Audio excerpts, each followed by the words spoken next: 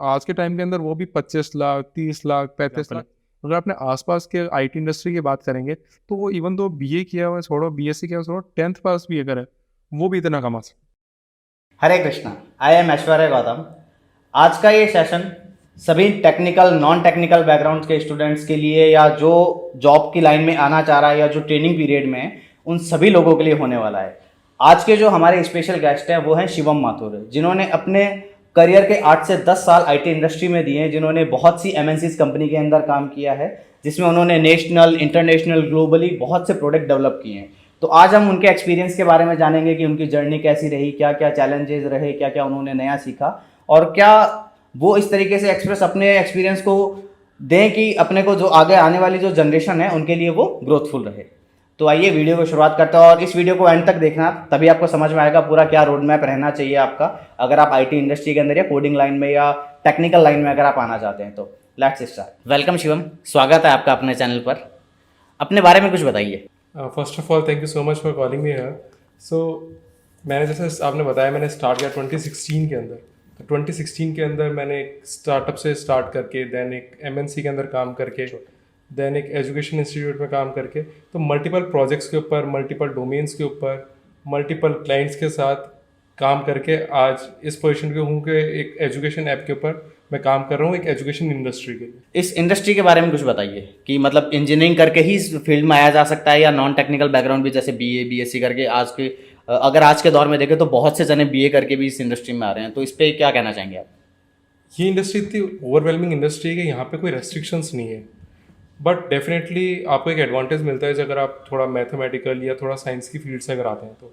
जैसे कि आप किसी प्रोजेक्ट पे ऐसे पे काम कर रहे हैं जहाँ पे आपको कोई आर्किटेक्चर का सॉफ्टवेयर बनाना है, या कोई ऐसा है जहाँ पे कैलकुलेशंस कर रही है, फॉर एग्जांपल एक छोटा एनिमेशन भी करना होता है, तो उसके अंदर भी मैथमेटिकल कैलकुलेशंस लगती है। तो डेफिनेटली आपको उसका एक एडवांटेज मिलेगा, बट ये मस्ट टू हैव नहीं है। तो ये इंडस्ट्री के अंदर आप बीए करें, बीएससी करें, या कोई और भी कोर्स करें, या इवन तो कुछ नहीं भी किया हो, तो भी आप इस इंडस्ट्री में आ सकते हैं। जस्ट कि ये आपके ह्यूमन लाइफ से इतना आसपास घूमता है कि प्रोग्रामिंग आप अपनी डे टू डे लाइफ के अंदर भी कर सकते हैं, सिर्फ आपको पता नहीं है। जैसे कि अगर मैं एक एग्जांपल लूँ, अगर आप छोटा बच्चा है कोई जिसने जस्ट चलना सीखा है, उसको सिर्फ चलना आता है, अगर आपको उसको बताना हो क्या कि बाहर जाके एक सब्जी लेके आ जाओ, तो आप उसको क्या समझाएंगे कि हाँ भाई, उठना, बाहर जाना, गेट ओपन करना, गाड़ी पे बैठना, दुकान तक जाना, सामान लेना, वापस आना, गेट खोलना, हमें ला कर देना। तो अगर अपन ये पूरा प्रोसेस अगर ये चेंज दे पाए, अगर आप इसको विजुअलाइज कर पा रहे हैं, और एक अगर आप छोटे बच्चे को ये बता पा रहे हैं, तो ये सेम चीज़ ही आपको एक सॉफ्टवेयर को बतानी है। तो ये इंडस्ट्री जो है ये बहुत ह्यूमन लाइफ के आसपास घूमती है। तो उसके अंदर आपको कुछ नया नहीं चाहिए, सिर्फ आपका डे टू डे रूटीन चाहिए, सिर्फ आपकी लैंग्वेज चेंज हो जाती है। जो कि मैं आपसे अभी हिंदी में बात कर रहा हूँ, शायद मारवाड़ी में बात कर रहा होता, शायद इंग्लिश में बात कर रहा होता, बट जो कंप्यूटर है वो एक एलियन सॉर्ट ऑफ ही है। तो उनकी जो लैंग्वेज है, प्रोग्रामिंग लैंग्वेज है, वो थोड़ी डिफरेंट में काम चलती है, और उससे काम चल जाता है। तो शिवम, आपकी जर्नी के बारे में बताइए, जैसे आपने कहाँ से स्टार्ट किया, क्योंकि आपने 10 साल पहले कोडिंग के अंदर आपने स्टार्ट किया था, और आज की जनरेशन में और उस 10 साल पहले में रिसोर्सेज में बहुत डिफरेंस है, लेवल में बहुत डिफरेंस है, तो इसको आप कैसे जस्टिफाई करना चाहेंगे? तो डेफिनेटली एक अच्छा क्वेश्चन है, क्योंकि 10 साल पहले जब हमने स्टार्ट किया था तो उस टाइम इंटरनेट जो था वो इतना रैपिडली अवेलेबल नहीं था। तो जब इंटरनेट रैपिडली अवेलेबल नहीं होता है तो उस कंडीशन के अंदर ये होता है कि लोग वीडियोस कम बना रहे हैं, उससे कंटेंट्स कम बन रहे हैं, लोगों को ज़्यादा रिसर्च करनी पड़ रही है, ज़्यादा सर्च करना पड़ रहा है। आज के टाइम के अंदर ये सब चीज़ें ईजिली अवेलेबल है, प्लस आज एआई का ज़माना आ गया है, तो ये सब चीज़ें बहुत ही ज़्यादा ईजिली अवेलेबल है। तो उनके लिए अच्छी चीज़ है कि काफ़ी वेबसाइट्स हैं जो वो रेफ़र कर सकते हैं, काफ़ी मेंटरशिप्स हैं जो वो ले सकते हैं, काफ़ी इंस्टीट्यूट्स हैं, काफ़ी सर्टिफिकेशंस हैं, काफ़ी यूनिवर्सिटीज़ हैं जो डिस्टेंस डिप्लोमा करा रही है। तो आज के टाइम में आई फील के काफ़ी इंडस्ट्री वाइड स्प्रेड हो चुकी है। तो आपने कॉलेज के अंदर जो स्टार्ट किया था वो उसका बेसिक आपने कहाँ से, मतलब उसका जो बेस आपने बनाया था, जो फंडामेंटल्स आपने क्लियर किए थे, वो किस तरीके से किया था? क्या आपका जर्नी क्या रही है वहाँ से लेके आज तक की? तो मैं कॉलेज से पहले से मतलब मेरे को इस चीज़ के अंदर थोड़ा इंटरेस्ट आ गया था। तो मैं जब 10th में था, 11th में था, 12th में था, उस टाइम पे हमारे फैकल्टी हुआ करते थे, उन्होंने हमें काफ़ी अच्छा गाइड किया था। तो हमें थोड़ा आइडिया आ गया था कि हाँ ये इंडस्ट्री क्या है, कैसे काम कर रही है, तो उससे हमारा थोड़ा इंटरेस्ट जगा। देन फिर कॉलेज के अंदर आए, कॉलेज के अंदर हमने सोचा कि जब थोड़ा सा इंटरेस्ट जगह है तो इसके ऊपर ही ट्राई किया जाए। तो फिर इसलिए हम कंप्यूटर साइंस इंजीनियरिंग के अंदर मैंने बीकानेर से ही इंजीनियरिंग करी, और फिर उसके बाद के अंदर जब बाहर मूव हुए तो रियलाइज़ हुआ कि नहीं, कॉलेज लाइफ के अंदर सिर्फ प्रोग्रामिंग ही नहीं, आपको और चीज़ें भी काफ़ी सीखने को मिलती है। तो वो आई वुड से कि सिर्फ आपकी इस इंडस्ट्री के लिए नहीं, आपको ओवरऑल ग्रोथ के लिए कॉलेज बहुत इंपॉर्टेंट जगह बन जाती है। तो कॉलेज का, जैसे आपने कॉलेज का अभी बताया, तो कॉलेज का क्या रोल रहता है एक स्टूडेंट की लाइफ में, उसकी प्रोग्रेस में, उसके करियर के अंदर और इन फ्यूचर के? कॉलेज का डेफिनेटली बहुत इंपॉर्टेंट रोल है, क्योंकि आप वहाँ पे सिर्फ एक एजुकेशन ग्रास्प नहीं करें, जैसे कि मैंने अभी बताया आपको कि वो आप पर्सनल लाइफ के बारे में बहुत कुछ सीख पाते हैं। और अगर मैं प्रोग्रामिंग और आईटी इंडस्ट्री की बात करूँ, तो आपके जो बेसिक फंडामेंटल्स होते हैं वो उसी पॉइंट पे क्लियर होते हैं, क्योंकि उसके बाद के अंदर आपको एडवांसमेंट की तरफ जाना होता है कि आप जैसे जैसे आप उसके अंदर एडवांस जाएंगे, आप और सीख पाएंगे उसके बारे के अंदर। और जब आप और सीखेंगे तो आपको पता चलेगा कि मेरे जो बेसिक्स थे वो उस पॉइंट पे अगर क्लियर हो गए तो हो गए, क्योंकि अब आप आगे का ही देख पाएंगे, आप पीछे का नहीं सोच पाएंगे। तो डेफिनेटली कॉलेज बहुत इंपॉर्टेंट रोल प्ले करता है इस चीज़ को लेकर। आपके अकॉर्डिंग एक मेंटर, एक गाइडेंस वाला पर्सन होना कितना इंपॉर्टेंट है? आपका कोई गाइडेंस या कोई मेंटर रहा है? आपने बहुत अच्छा क्वेश्चन पूछा, आपने मेरे को मेरा जो कॉलेज टाइम था वो रिमाइंड कर दिया। तो डेफिनेटली मेरे भी एक मेंटर थे, मिस्टर भावित। उनके साथ मतलब मैं कॉल पे कनेक्ट करके वो मेरे को गाइड करते थे, कैसे है, क्या करना है, कैसे स्टार्ट करना है, क्या चीज़ पढ़नी है, क्या चीज़ नहीं पढ़नी है, क्या इग्नोर कर सकते हो, क्या इग्नोर नहीं कर सकते हो। तो एक मेंटर होना लाइफ में बहुत ज़्यादा ज़रूरी है, क्योंकि एक मेंटर जो होता है वो आपको आज से जितना साल का उनका एक्सपीरियंस है इंडस्ट्री के अंदर, आपको उतना आगे ले ही जाता है, क्योंकि उनका जो एक्सपीरियंस है वो आपके लिए एक एज अ बेस बन जाता है।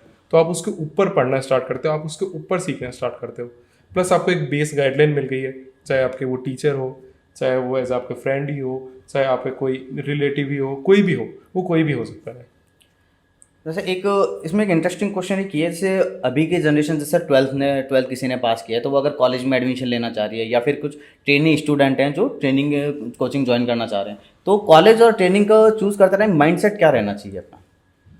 तो कॉलेज और ट्रेनिंग ये दोनों चीज़ जो है इसको ब्रेक करते हैं थोड़ा। कॉलेज की जब बात, तो अपन कॉलेज की बात करते हैं, तो कॉलेज के अंदर आपको सिर्फ एजुकेशन के लिए आप नहीं जा रहे हैं कॉलेज। आप एजुकेशन के लिए आपके लिए स्कूलिंग थी, देन आप एडवांसमेंट आप वो खुद भी कर सकते हैं। बट आई गेस जो कॉलेज का जो रोल है मेन वो आता है जब आपको इंडस्ट्रीज से आपको वो टाई अप करवाते हैं।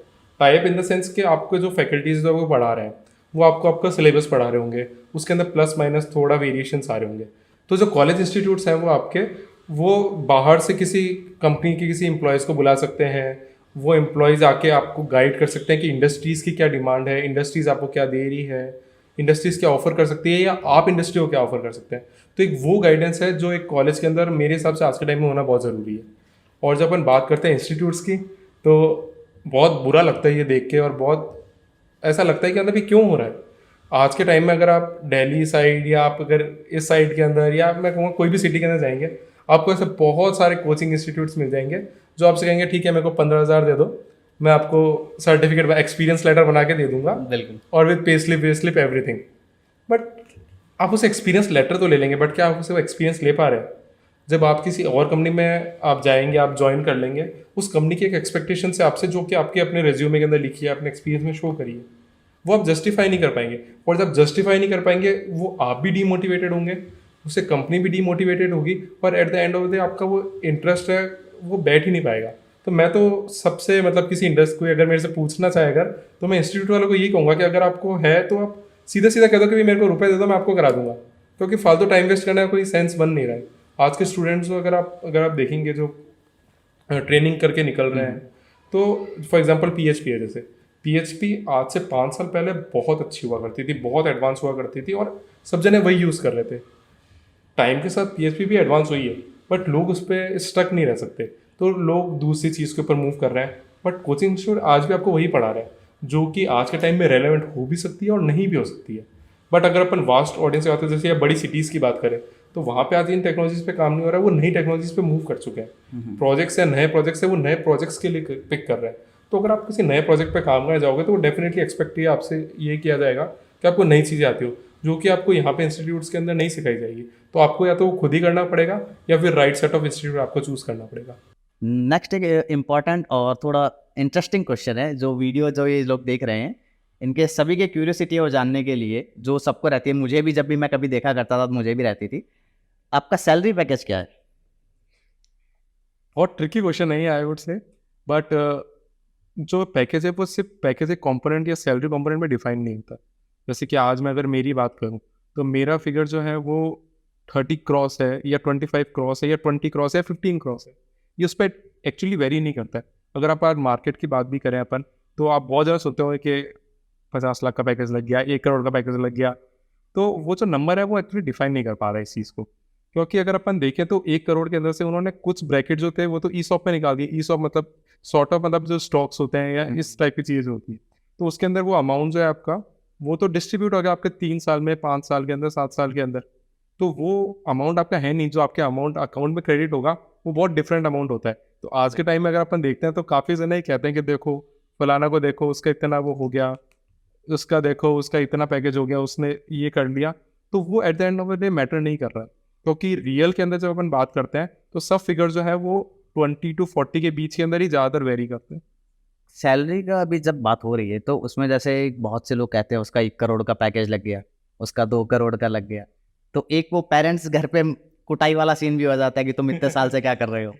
तो उसके अंदर क्लैरिफाई क्या कर सकते हैं अपन, ये मतलब वो 1 करोड़ कैसे जस्टिफाई, मतलब वो 1 करोड़ रियल में कितना है इंडिया के अकॉर्डिंग अगर देखा जाए तो। एक्चुअली जब अपन 1 करोड़ की बात करते हैं तो पहली बात तो ज़्यादातर कंपनीज जो भी है वो 1 करोड़ इंडिया के अंदर तो ऑफर करती है, बहुत ही कम है जो आपको करती है। तो आपको अगर आप हटाए तो 90% मार्केट हटा ही सकते हैं जो आपको 1 करोड़ सैलरी ऑफर कर रहा है।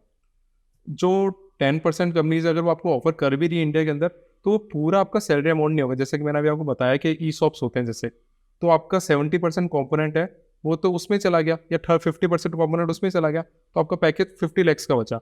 और 50 lakhs के अंदर भी आपके डिडक्शंस होंगे, वो डिवाइडेड बाय 12 वाला रूल नहीं चलता। क्योंकि मेरे को याद है जब स्टार्ट किया था इंडस्ट्री के अंदर, तो पैकेज आया था तो हमारा भी माइंडसेट एक ही चलता था कि जो अमाउंट है डिवाइड बाय 12 किया, पर मंथ इतना अकाउंट में आएगा and we are happy. But life इतनी स्मूथ होती नहीं है, इतना ऐसा होता नहीं है। तो ये सब डिस्ट्रीब्यूट हो जाता है और उस टाइप से ही काम करता है वो। नेक्स्ट आपने कहा कि जैसे कोई भी बैकग्राउंड का पर्सन, टेक्निकल हो चाहे नॉन टेक्निकल हो, वो इसके अंदर एंटर कर सकता है। तो उनके लिए क्या राइट पाथ होगा, क्या उनके लिए रोड मैप अपन बना सकते हैं? आपकी तरफ से क्या रोड मैप देना चाहेंगे? तो फर्स्ट चीज़ तो उसके लिए होना चाहिए कि आपका वर्क या आपका पैशन होना चाहिए। सिर्फ जैसे इंडस्ट्री की बात नहीं कर रहा, मैं हर जगह की बात कर रहा हूँ कि आज भी आप जो भी सक्सेसफुल लोगों की बात सब सुनेंगे या सक्सेसफुल पीपल्स को देंगे, उनका पैशन जो होता है वही उनका वर्क होता है। तभी वो इन दोनों को अलाइन कर पाते हैं। और प्रोग्रामिंग जो है, जैसे मैंने आपको एक एग्जांपल वो सब्जी का वाला लेने वाला बच्चे का एग्जांपल लेके बताया, तो ये आपके आसपास घूम ही रही है। आपको सिर्फ उस डायरेक्शन में सोचना है। अब जैसे उसके डायरेक्शन में सोचना स्टार्ट करेंगे, आपको पता चल जाएगा कि यार यही काम तो मैं कर रहा हूँ।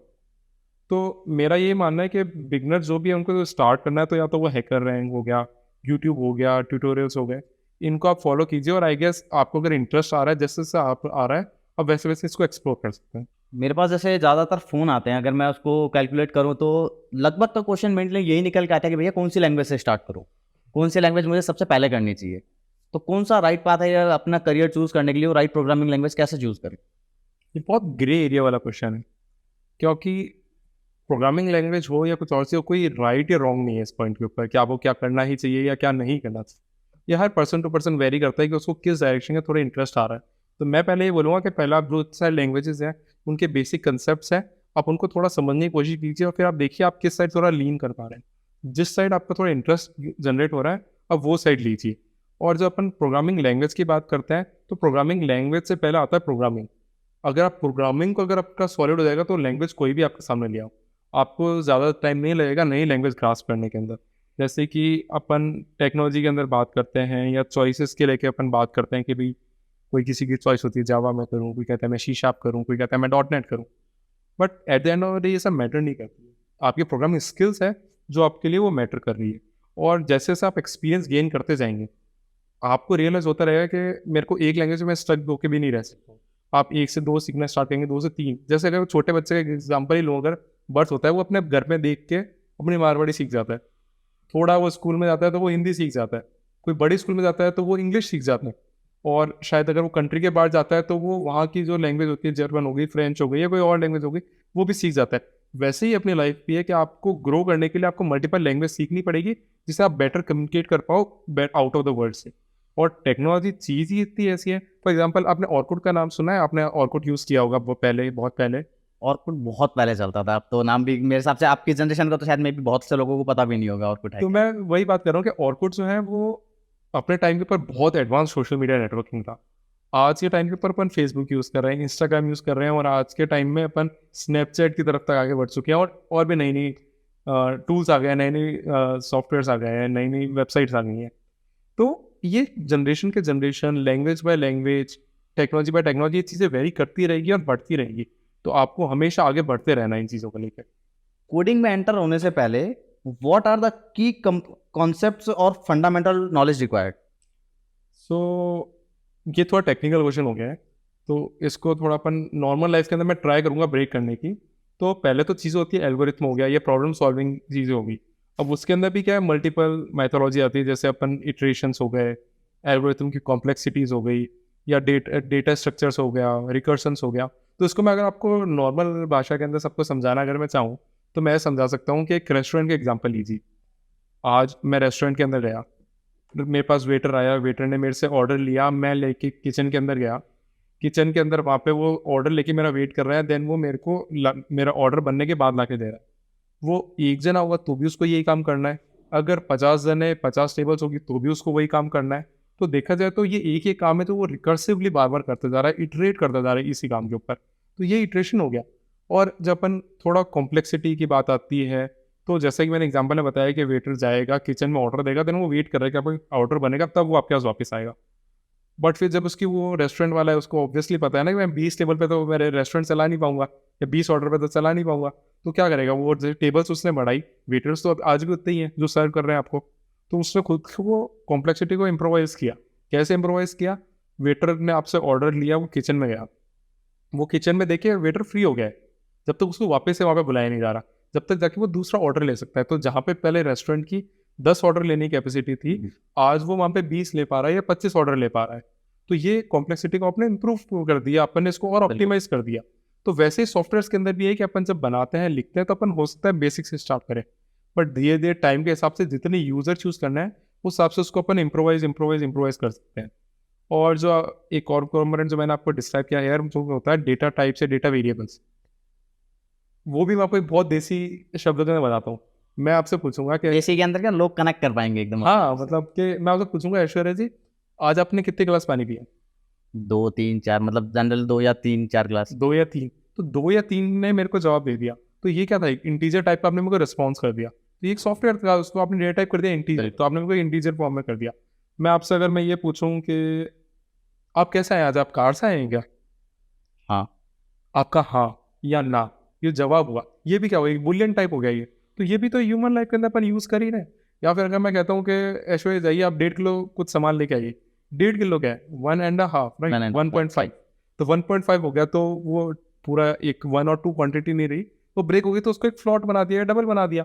तो ऐसे ही डेटा टाइप्स है जो उसको डिस्ट्रीब्यूट करते जा रहे हैं। आपके अकॉर्डिंग कोडिंग में एंटर होने के बाद ऐसे कौन से कॉमन चैलेंजेस हैं या मिसकंसेप्शंस हैं जो बिगिनर को फेस होने वाले हैं या जो वो फेस करेंगे, और उनसे ओवरकम कैसे किया जा सकता है?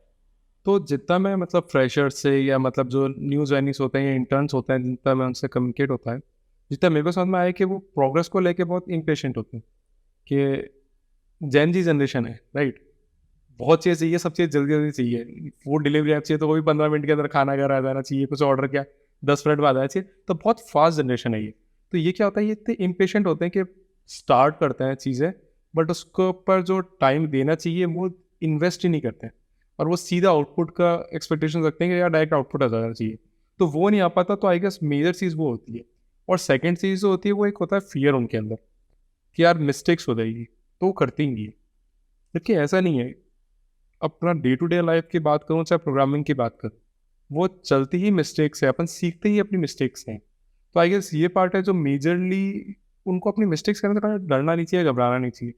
जस्ट डू इट ना, करो, तभी तो सीखेंगे। या तो खुद करेंगे तो सीखेंगे, या आपका जो मेंटर होगा या आपका जो कम्युनिटी होगी, तो इसके अंदर एक मैं एक और चीज़ बोलूँगा कि कम्युनिटी से आप जितना पास रहेंगे ना, उतना आपके अंदर कॉन्फिडेंस बिल्डअप होगा कि हाँ कम्युनिटी भी है, वो भी इसी पेज से आगे बढ़ रही है, या अगर आप कहीं लैग कर रहे हैं तो वो आपको पुल करके आपके साथ आगे बढ़ सकते हैं। और एक और चीज़ है कि आज के टाइम में जैसा जो एडवांटेज होता है वही डिसएडवांटेज बन जाता है।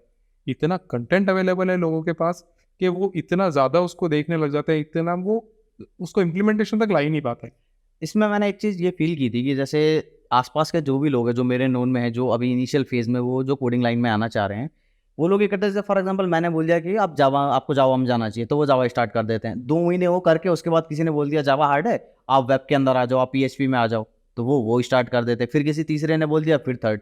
इस सिचुएशन में आके वो तीनों में पजल होके वो वहीं ब्लॉक हो जाते हैं। तो इस सिचुएशन में उनको क्या करना चाहिए? मतलब एक को ही फॉलो करना चाहिए या फिर सबका सजेशन लेना चाहिए, क्या करना चाहिए? इसके लिए तो अपनी देसी कहावत है, सुनो सबकी करो मन की। तो मैं यही कहूँगा कि आप पहले थोड़ा टाइम लें, भले 5-7 दिन लें, बट एक बार सारी लैंग्वेजेस जो हैं आसपास की वो देखें, वो समझने की कोशिश करें, क्योंकि हर एक लैंग्वेज एक इमोशन के साथ बनी हुई है। हर एक लैंग्वेज के पीछे एक पर्पस है, कौन से पर्पस वो ज़्यादा बेटर सॉल्व कर पा रही है। तो अगर आप वो कर पाएंगे तो आई गेस मेरे लिए हिसाब से वो बेटर रहेगा कि आप एक डायरेक्शन अपनी चूज़ कर पाएंगे।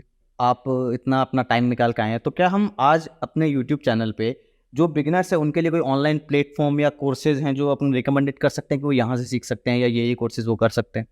आज के समय में तो बहुत सारे ऑप्शंस आ गए हैं। जैसे अगर हम बात करें, कॉर्डेरा करके एक होता है, यूट्यूब है।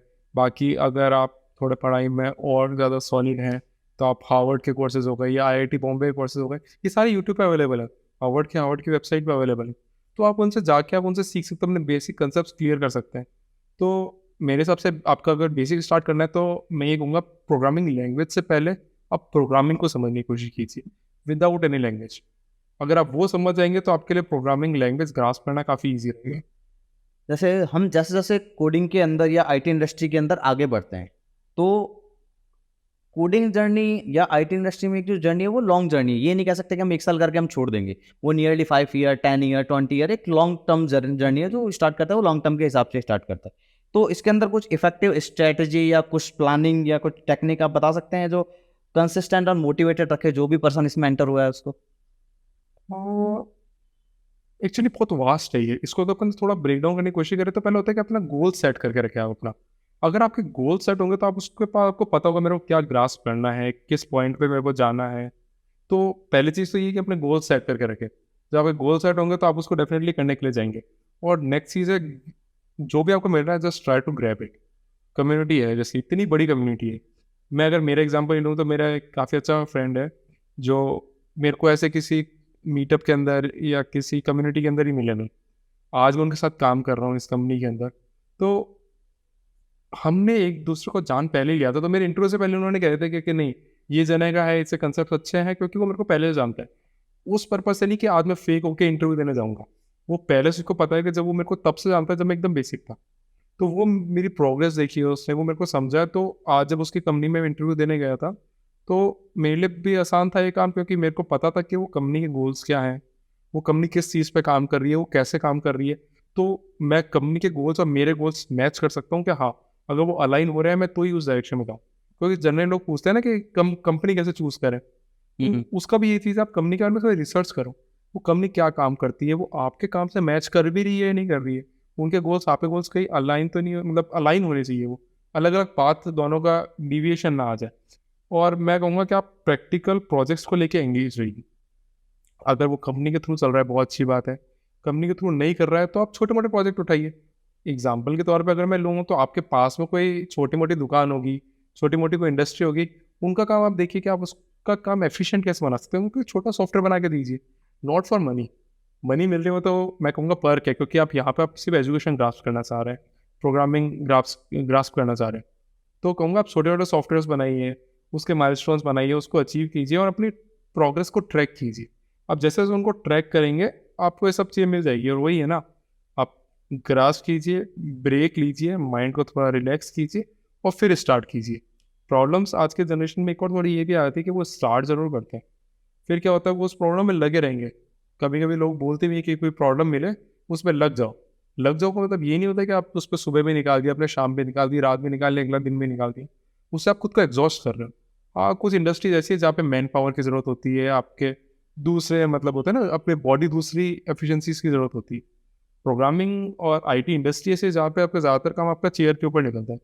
तो आपका जो चीज़ वो होता है ना कि थक गए हम, कैसे थक गया, आपका ब्रेन थक गया। वो आप इतनी चीज़ें इन्फॉर्मेशन हो गई, इतनी ग्रास्प कर लिया आपने, इतना सोच लिया, अब वहाँ पे थक जाओगे, पुशअप करोगे and then you are dead at that point. तो बेटर है कि आप कोई प्रॉब्लम में फंसे हो, थोड़ा ब्रेक लो, थोड़ा माइंड को चिल करो। जैसे चिल करोगे आपको डेफिनेटली सॉल्यूशन मिल जाएगा। और एक एक जो मंत्र मैं सबको देना डेफिनेटली देना चाहूँगा कि अपने जो छोटे छोटे माइलस्टोन जो आपने सेट किए उसको सेलिब्रेट जरूर कीजिए।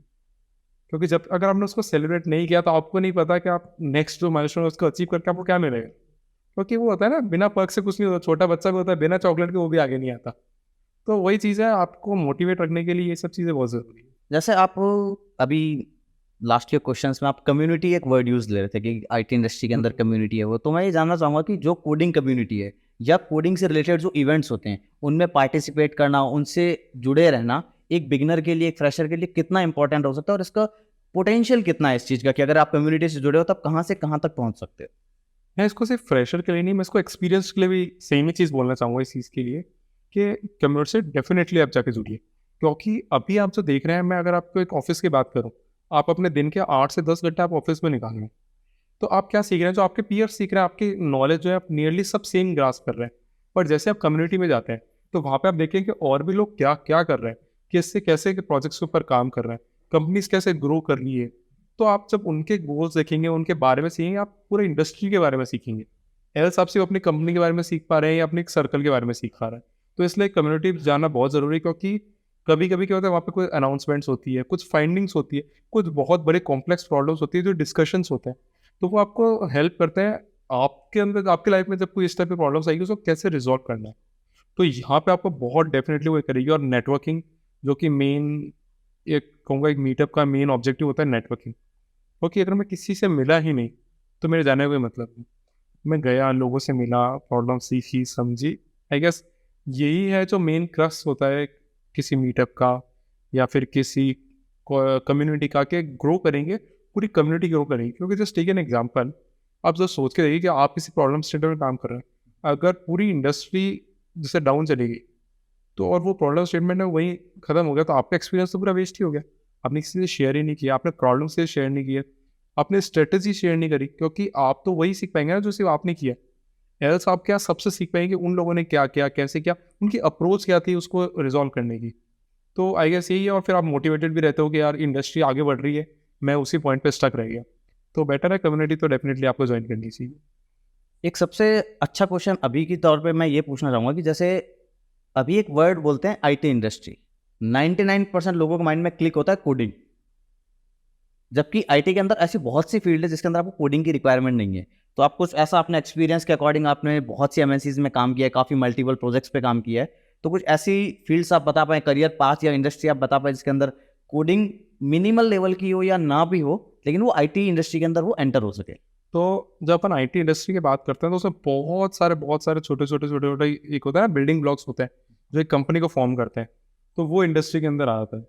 जैसे अगर मैं सॉफ्टवेयर डेवलपमेंट के अंदर ही बात करूँ, तो जैसे आप वेब ऐप के ऊपर काम कर रहे हैं, मोबाइल ऐप के ऊपर काम कर रहे हैं, जैसे कि मैं करता हूँ।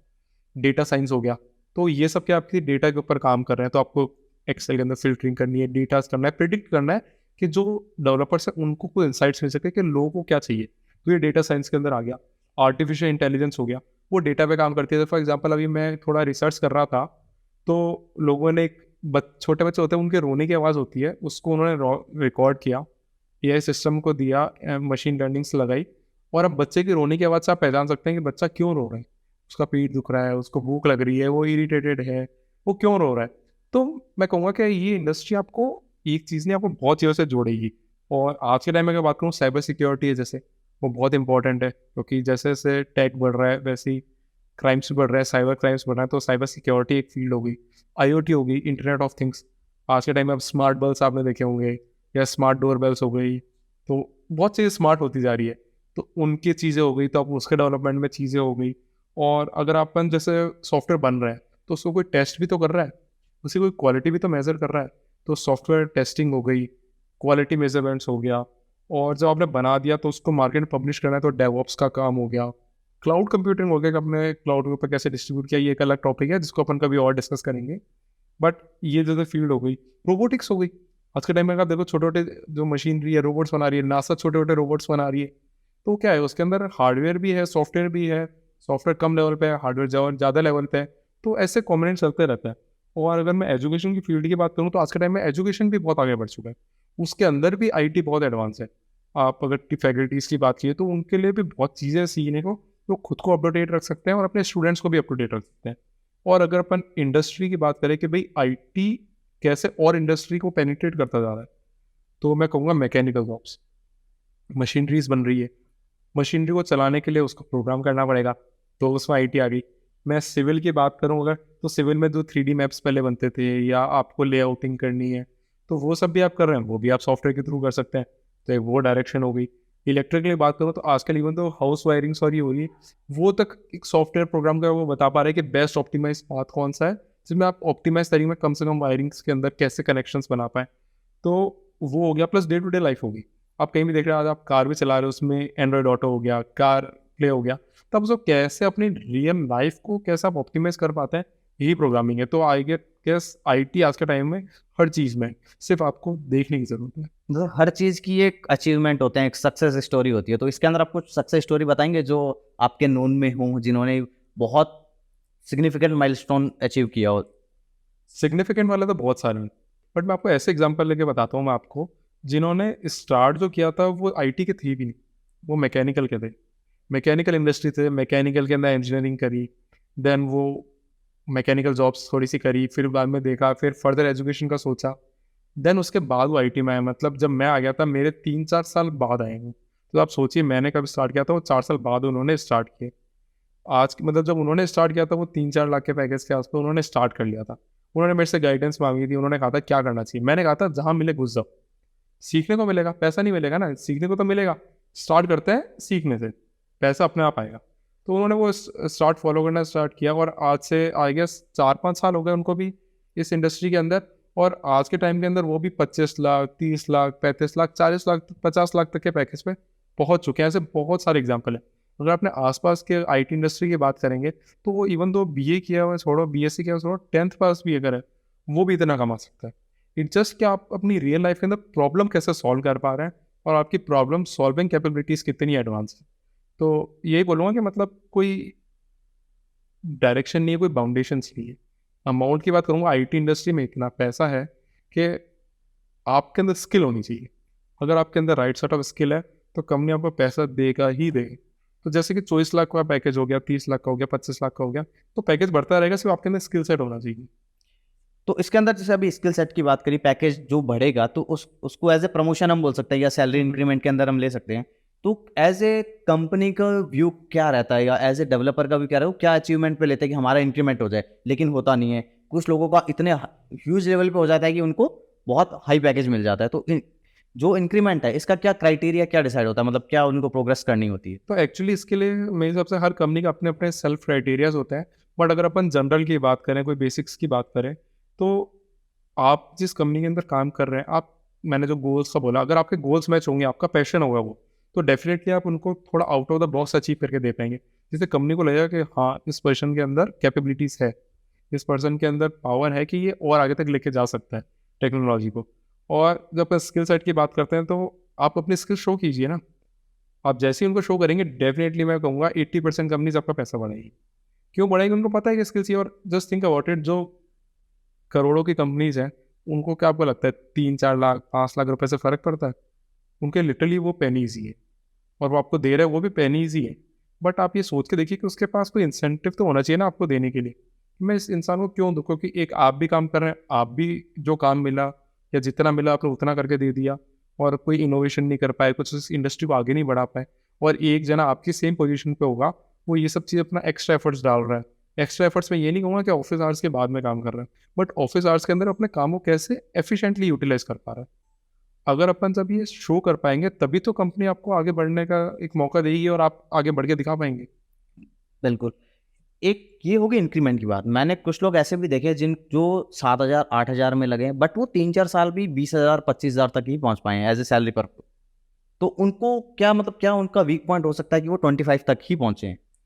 मैं उनको सिर्फ उनका वीक पॉइंट नहीं बोलूँगा, मैं कुछ कुछ चीज़ें इंडस्ट्री की भी बोलूँगा। ये इतनी फास्ट मूविंग इंडस्ट्री है कि यहाँ पे आपको अप टू डेट रहना बहुत ज़रूरी है। काफ़ी सारे लोग होते हैं, जैसे जैसे इंडस्ट्री के अंदर आज मैं एंटर हुआ, आज मैं इसी चीज़ के ऊपर हूँ और मैं स्टक हूँ कि नहीं, मेरे को तो ये आता है, मैं यही करता रहूँगा। ये चीज़ें क्या होता है और इंडस्ट्री में चल जाती थी, क्योंकि उसके अंदर वो एक ही लेवल पे एक्सपीरियंस बढ़ता रहता है। आईटी इंडस्ट्री ऐसी है जो बहुत फ्रीक्वेंटली चेंज, जैसे मैंने आपको ऑर्कुट का एग्जांपल लिया, या अब अपन कोई दूसरी चीज़ों का अपन एग्जांपल है, तो चीज़ें बहुत फ्रीक्वेंटली चेंज हो रही है। तो जैसे जैसे वो चेंज होंगे, तो आपको अंदर खुद को अपडेट लाने पड़ेंगे। कह रहा हूँ ना, आईटी ऐसी इंडस्ट्री है जहाँ पे जब बेटे को कहीं जॉब लगवानी है, तो आईटी वाला नहीं लगवा सकता, क्योंकि उसके अंदर जो फादर है, या फिर जब अपन जो बात करते हैं कि भाई इंक्रीमेंट की बात आती है, या अपने बच्चे को लगाने की बात ही आती है, जो लोग बात करते हैं कि इसका पापा थे, इन्होंने उसको लगवाया, एक कंपनी में लगवा दिया। आईटी ऐसी इंडस्ट्री नहीं है, क्योंकि अगर यहाँ पे तो जो फादर है वो खुद को अप टू डेट करने के लिए अंदर लगे हुए हैं, क्योंकि फादर भी खुद को अप टू डेट करना पड़ रहा है, चाइल्ड को भी अप टू डेट करना पड़ेगा, तो ही वो वहाँ पे एक पोजीशन ग्रास कर पाएगा। तो ये ऐसी इंडस्ट्री है जहाँ पे इवन तो मैं कहूँगा करप्शन भी बहुत कम है, क्योंकि सब चीज़ें बहुत मॉनिटर्ड है, और अगर आप आउटपुट नहीं दे पा रहे देन कंपनी को आपकी ज़रूरत नहीं है। तो शिवम, मैं एक चीज़ और पूछना चाहूँगा, जैसे सैलरी की जब बात आती है तो या पैकेज की बात आती है तो लैंग्वेज से कैसे वेरी करता है? मतलब लैंग्वेज पे कितना पैकेज, किस लैंग्वेज पे कितना पैकेज मिल सकता है अपने को? Actually to be very frank, ये वेरी नहीं करते। अगर मैं आज ही मार्केट स्टैंडर्ड्स की बात करूँ तो एवरेज किसी पे जावा का ले लूँ, चाहे पाइथन का ले लूँ, चाहे सी शार्प का ले लूँ, या इवन तो कॉटलिन का भी ले लूँ, तो मार्केट स्टैंडर्ड जो है वो 4 to 5 लाख के बीच में वेरी कर रहा है आज के डेट के अंदर भी। तो बट ऐसा नहीं कि सबको वही मिल रहा है, इट्स जस्ट क्योंकि डिमांड और सप्लाई का खेल है सारा। बिल्कुल। जब डिमांड इतनी ज़्यादा है तो फिर सैलरी उस हिसाब से कम हो जाएगी, तो सब जने वही लैंग्वेज चूज़ करते हैं। और अगर अपन इंडस्ट्री के अंदर ही बात करते हैं तो हर इंडस्ट्री का होता है, मतलब वो होता है ना कि हाई रिस्क हाई गेन। तो जैसे मैं गो लैंग्वेज की बात करता हूँ, तो आज के टाइम में गो लैंग्वेज का एवरेज पैकेज है 24 लाख। तो देख सकते हैं, क्योंकि उसकी कम्युनिटी इतनी स्ट्रांग नहीं है, अभी लोगों को कम उसका रहे पता है, कम कंपनी उस पर काम कर रही है, बट जो कर रही है उनको उसका पोटेंशियल पता है, तो उसके लिए कर रहा है, उसके लिए हायरिंग्स हो रही है, कम लोग हैं तो जो पैकेज बहुत ऊपर तक भी जा रहा है। तो मैं ये कहूँगा कि लैंग्वेज पे इतना वेरी नहीं करता है, सैलरीज आपकी आपको उसी इंडस्ट्री या कौन सा डोमेन स्पेसिफाई करता है उस पर डेफिनेटली ये वेरी कर सकते हैं। एक जैसे आप कंटिन्यूअसली अपडेट की बात कर रहे हैं, तो कंटिन्यूअसली अपडेट से आपका मतलब क्या वो है कि क्या कंटिन्यूअस अपडेट होता जा रहा है? अगर अभी के अकॉर्डिंग अपडेट देखें तो एज ए बिगिनर या एज ए फ्रेशर या एज ए एक्सपीरियंस पर्सन भी क्या कंटिन्यूअस अपडेट है आपके अकॉर्डिंग? मैं इसको आपको एकदम देसी लैंग्वेज में समझाता हूँ, एक देसी एग्जाम्पल लेके। फिल्म इंडस्ट्री पहले भी काम कर रही थी, वो आज भी काम कर रही है। पहले जो ऊपर से शॉट्स लेने होते थे उसके लिए क्या होता था, हेलीकॉप्टर हायर होता था, उसके अंदर कैमरामैन बैठता था, वो ऊपर से नीचे रिकॉर्डिंग कर रहा है, प्रॉपर एंगल्स पे जा रहा है। डायरेक्टर्स को भी अपने एफर्ट्स डालने पड़ रहे हैं कि हाँ यार कैसे एंगल लूँ, खुद को बैलेंस भी करना पड़ रहा है, तो बहुत सारे एफर्ट्स डालने पड़ रहे थे। आज के टाइम में ड्रोन्स आ गए, जैसे ही ड्रोन्स आए उन सब का काम खत्म। एक जना जमीन पे बैठा है, अपनी चेयर पे बैठा है, रिमोट कंट्रोल तो ड्रोन उड़ा रहा है, और वो प्रॉपर जो शॉट है एक बार छोड़ो 10 बार रिकॉर्ड कर सकता है। कॉस्ट कम हो गई, एफिशिएंसी बढ़ गई, क्वालिटी बढ़ गई। तो आपको टाइम के साथ अपडेट तो होना ही पड़ेगा टेक्नोलॉजी के लिए। और अगर मैं बात करूँ जैसे आज के बहुत ट्रेंडिंग टॉपिक चल रहा है, चैट जीपीटी आ गया, चैट जीपीटी आ गया, बहुत बहुत हाइप बना हुआ है, जो कि नो डाउट वो भी बहुत अच्छा है, बहुत स्ट्रॉन्ग टूल है। हम भी काफ़ी बार यूज़ करते हैं, काफ़ी जगह यूज़ करते हैं। गूगल ने अपना कॉम्पिटिटर निकाला है उसके सामने, और भी कंपनीज एआई के ऊपर काम कर रही है कि हम टूल्स बना दें। बट अगर आप देखें, आज ही मैं लिंक्डइन को स्क्रॉल कर रहा था, एक पोस्ट मिला जिसके था कि ये इंडस्ट्री ख़त्म नहीं कर सकती। कैसे? वो एक सिविल बिल्डिंग थी जिसका आर्किटेक्चर उनको बनाया था, उन्होंने आर्किटेक्चर बना लिया था और उस बिल्डिंग पे काम कर रहा है, उन्होंने बड़ा सा फ्लेक्स लगा रखा है, chat GPT can you please build this building. अब डेफिनेटली ना वो नहीं कर सकते, डेफिनेटली वो नहीं कर सकते। तो ऐसा नहीं कि ये चीज़ें आ जाएगी, लोगों के अंदर काफ़ी डर है कि अरे यार इंडस्ट्री खत्म हो जाएगी। ऐसा नहीं है, वो आप उसको एक ऐसा असिस्टेंट लीजिए या आपका ऐसा इंटर्न लीजिए कि वो आपको गाइड कर सकता है, आपको मेंटर कर सकता है। आपको कुछ छोटा मोटा काम है जो आपको पता है कि सिंपल सा काम है, कोई भी कर सकता है, मैं करने बैठूंगा मेरे को हो सकता है आधा घंटा लगे, मेरे को एक सिस्टम बना के देगा, शायद 15 मिनट में दे देगा, बट वो आपको एक्यूरेट नहीं देगा। वहाँ पर आपकी स्किल्स आएगी कि आपके डीबग कितना अच्छा कर पाए आप उसको, और कितना अच्छा आप उसको अलाइन कर पाए। जैसे चैट जीपीटी आपने बोला, मैं इसमें एक चीज ऐड करूंगा। पहले आप गूगल पे सर्च करते थे, कुछ भी प्रॉब्लम आती थी, अब आप चैट जीपीटी पे करते हैं। कितना चैट जीपीटी पे आप शिफ्ट हुए हैं गूगल से, प्रॉब्लम सॉल्विंग के अंदर या लॉजिक के अंदर, या कोड अगर अपने को कॉपी करना है या ढूंढना है तो? ये तो अगर कोई भी आंसर सुनेगा तो वो मैं मानता हूँ आईटी वाले तो काफ़ी लोग से अलाइन कर पाएंगे, क्योंकि अपन जब गूगल पे सर्च करते हैं तो अपन एक स्पेसिफिक प्रॉब्लम लिखते हैं, और उसको प्रॉब्लम के अंदर कम्युनिटी ने स्टैक ओवरफ्लो करके एक वेबसाइट है जहाँ पे आप ज़्यादातर क्या होता है, लोग क्वेश्चन पूछते हैं और कम्युनिटी आपको जवाब देती है। तो आपका अगर क्वेश्चन स्पेसिफिक है और जवाब स्पेसिफिक है आपको, तो वो मिल जाएगा, और आपको रिसर्च करनी पड़ेगी, हो सकता है 15-20 क्वेश्चन तक पे इटरेट करना पड़े। पर चैट जीपीटी जो है कि आर्टिफिशियल इंटेलिजेंस पे काम कर रहा है, ऑल दो पुरानी डेटास पे काम कर रहा है ये, बट तो भी आप जो प्रॉब्लम सॉल्व कर रहे हैं हो सकता है कोई जना वो पहले सॉल्व कर चुका हो, सिस्टम सॉल्व कर चुका हो, या लोगों ने उसको सही तरह से ही किया हो, तो जो ये सिस्टम जानता है, तो ये आपको डायरेक्टली आपका जो क्वेश्चन है उसको प्रिसाइजली आंसर कर सकता है। हाँ, एक्यूरेसी का कुछ नहीं कह सकते, बट फास्ट ज़रूर होगा। तो आपको हो सकता है क्वेश्चन को 2-3 बार पूछना पड़े, 3-4 बार पूछना पड़े, या हो सकता है आपको खुद का भी माइंड उस पर इन्वेस्ट करना पड़े काफ़ी, बट आपको एक काफ़ी हद तक एक एक्यूरेट आंसर आ पाएगा। तो अगर परसेंट की बात करूँ तो आपका 70-75% यहाँ पर काम कर देगा, 20-25% आपको फिर भी एफर्ट्स अपने डालने ही पड़ेंगे। शिवम, बहुत सी चीज़ें हमने जानी आपसे। मैं एक चीज़ और जानना चाहूँगा, जैसा आप बीकानेर से बिलोंग करते हैं, तो बीकानेर के अंदर टेक्निकल को लेके या आईटी इंडस्ट्री को लेके क्या माहौल है, कितना स्कोप है? तो ये बात तो मैं रिलेट कर पाऊंगा आज से 10 साल पहले से, जब मैं यहाँ पे स्टार्ट कर रहा था इंडस्ट्री के अंदर। मैंने तब भी एक्सप्लोर किया था। मैं आज भी मतलब यंग से बात करते हैं कॉलेजेस के अंदर जाके, जब लोगों से बात होती है, स्कूल्स में जाके लोगों से इंटरेक्शन होता है या कम्युनिटी के अंदर ही होता है, तो वो सभी बताते हैं कि यार क्या सीखे, हम समझ में ही नहीं आ रहा डायरेक्शन क्या नहीं। या फिर अगर मैं जो जिनकी कंपनीज है उनसे बात करता हूँ तो वो भी कहते हैं कि यार टैलेंट अच्छा नहीं है, काम अच्छा नहीं आता। इसमें मेरे पास भी कुछ कंपनीज के फ़ोन आए थे कि सर डेवलपर हैं तो हमें भी इंटरव्यू के लिए हमारे पास भेज दीजिए। हमें रिक्वेस्ट, जैसे एंड्रॉइड के फ़ोन आए थे काफ़ी, वेब के भी काफ़ी आए थे, बट वो है कि इंटरव्यू लेते हैं वो आउट हो जाते हैं, क्योंकि वो ऐसे इंस्टीट्यूट से वो सर्टिफिकेट, वही आपने जैसे बताया था 15,000 में सर्टिफिकेट मिलते हैं, तो वो यहाँ पे 3 महीने की वो ट्रेनिंग, तो जस्ट एक नेम है कि हम ट्रेनिंग दे रहे हैं, बट वो सर्टिफिकेट ही डिवाइड हो रहे हैं। करेक्ट। तो इंडस्ट्रीज एक्चुअली इंडस्ट्री को अच्छा बनाने के लिए या बिगाड़ को आगे बढ़ाने के लिए, या कोई भी एक स्मॉल सिटी की बात करें, अगर उनको आगे बढ़ाना है, आईटी इंडस्ट्री के अंदर जाना है, तो डेफिनेटली आपको राइट मेंटरशिप होना बहुत ज़रूरी है। और मेंटरशिप के लिए आपके पास इंडस्ट्री होनी ज़रूरी है। और इंडस्ट्री अगर अपन बात करें यहाँ नहीं है, बट आज का टाइम वो नहीं है कि उन लोगों को यहाँ होना फिजिकली ज़रूरी है। आप रिमोटली कर सकते हैं। आप रिमोटली अपने मेंटर ढूंढिए, आप रिमोटली उनसे बात कीजिए। आप 15,000 जो एक किसी इंस्टीट्यूट को दे रहे हैं सर्टिफिकेट के लिए, जहाँ पे आपको नॉलेज ज़ीरो मिल रही है, या ज़ीरो नहीं बोलूँगा, अगर 20% या 30% भी अगर मिल रही है, जो आज के टाइम में रेलेवेंट भी उतने परसेंट ही है, तो बेटर है कि आप उतना अमाउंट किसी और को फ्रीलांसिंग को पे करके आप उनसे सीख सकते हैं। उनसे आप पीयर प्रोग्रामिंग कर सकते हैं कि वो आपको वहाँ से दूर से रिमोटली प्रोग्रामिंग सिखा रहा है। आपका 1 घंटे तो जा रहा है, वो आप आज भी दे रहे हैं इंस्टीट्यूट में। तो मैं तो ये बोलूँगा इंस्टीट्यूट्स को भी कि दे दो, डायरेक्ट बोल के दो, बट कि हम सर्टिफिकेट दे रहे हैं, ये पकड़ो, दे काम दो। वाम सब खत्म, आप जाओ, फ्री करेक्ट, हो। कि आप फ्री हो, कि आप निकलो बस, कि हाँ ठीक है, मैं आपने पैसे दिए, मैंने आपको सर्टिफिकेट दिया, आप जाओ। बट आप ये, क्योंकि उनमें आप देखिए तो स्टूडेंट का भी मोटिवेशन भी डाउन हो रहा है बिल्कुल। कि मैं कहीं इंटरव्यू दे रहा हूँ, यार मेरा इंटरव्यू नहीं निकल रहा है। कंपनी की एक्सपेक्टेशन से, क्योंकि कंपनी को नहीं पता कि फेक एक्सपीरियंस है या रियल एक्सपीरियंस है, तो उनकी एक्सपेक्टेशंस भी वो मतलब जो आपका लेटर है उसके बेसिस पर उन्होंने सेट करी है। राइट। प्लस वो आपको, अगर कोई, चलो आपका कोई सिलेक्शन भी हो गया, आप काम करने भी स्टार्ट कर दिया, बट आप कंपनी की एक्सपेक्टेशंस को मीट ही नहीं कर पाओगे। वो आपको जो टास्क दे रहे हैं आपको आता ही नहीं है, आप सीख भी नहीं पा रहे हो। एक शिवम, मैं एक चीज़ ये पूछना चाहूँगा, जैसे आपने वर्क फ्रॉम होम भी किया होगा कोरोना टाइम पे, तो कोरोना से पहले और अब में, जैसे पहले वर्क फ्रॉम ऑफिस बोला जाता था, अब ज़्यादातर होता है कि हमें वर्क फ्रॉम होम मिल जाए, हम घर से बैठ के काम कर लेंगे, तो ये कितना बड़ा डिफरेंस है और इसके क्या साइड इफेक्ट्स हैं और क्या बेनिफिट्स हैं? तो इस क्वेश्चन को मैं दो स्टेट में ब्रेक डाउन करता हूँ। एक होता है जो फ्रेशर है और एक होता है जो एक्सपीरियंसड है। जब मैं फ्रेशर की बात करता हूँ तो उसके लिए वर्क फ्रॉम होम सबसे बेकार चीज़ है। रियलिटी बोल रहा हूँ, सबसे बेकार चीज़ है, क्योंकि वो पीयर्स को देख के सीख नहीं पा रहा है। वो घर बैठा है, वो काम कर रहा है, ना उसके सीनियर को पता है, ना उसके एग्जैक्टली। मैनेजर को पता है कि क्या वो कर रहा है, उसका लर्निंग ग्राफ क्या हो सकता है, क्या वो कर रहा है, क्या वो गलत कर रहा है, लोगों को पता ही नहीं है वो। तो उनके लिए बहुत ख़राब चीज़ है। हम भी आज के टाइम में इंडस्ट्री में फेस कर रहे हैं प्रॉब्लम से, कि फ्रेशर जो है वो ग्रो नहीं कर पा रहे जिस स्टेट में वो पहले कर पाते थे, या फ्रेशर जो पहले कर पाते थे जो वो ऑफिस में होते थे। और मैं सेम अगर बात करूँ किसी एक्सपीरियंस्ड के लिए, तो वो ज़्यादातर आज के टाइम में या तो वर्क फ्रॉम होम या हाइब्रिड पसंद करेगा, क्योंकि वो 80% नॉलेज के ऊपर है, 20% है, और उसको पता है कि अब मेरे को इन्फॉर्मेशन निकालनी कैसे। वो इंडस्ट्री में ये चीज़ सीख चुका है कि भाई मेरे को अगर इस तरह से काम करना है या मेरे को इससे थोड़ी इन्फॉर्मेशन लेनी है, मैं कैसे लूँगा, मैं क्या पूछूँ, क्या मेरे को आउटपुट मिला है, उसका क्या मल्टीपल वेज हो सकते हैं समझने के। तो ये वो समझ चुका है, तो वो ज़्यादातर प्रेफर करता है हाइब्रिड मॉडल या work from home model.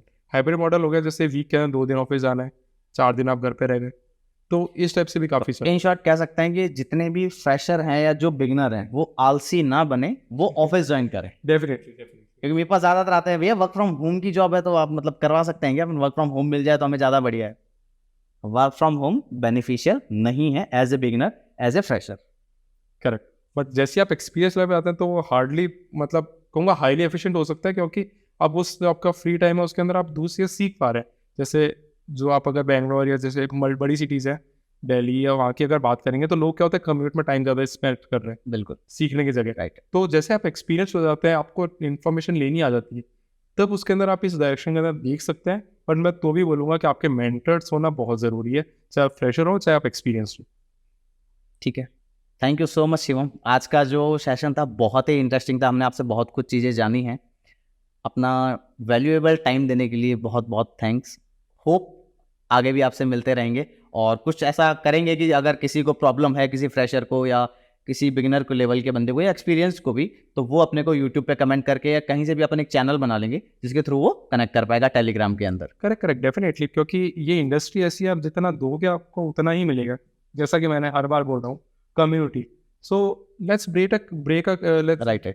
Let's create a community, क्योंकि जब कम्युनिटी होगी, क्वेश्चंस होंगे, जवाब होंगे, तो मज़ा तो उसी में। Thank you so much Shivam, thank you. बहुत सही रहा सेशन, बहुत से चीज़ें जानने को मिली हमें भी। ठीक है ना, आई होप नेक्स्ट आपसे भी मिलते रहेंगे। Thank you so much. Thank you so much.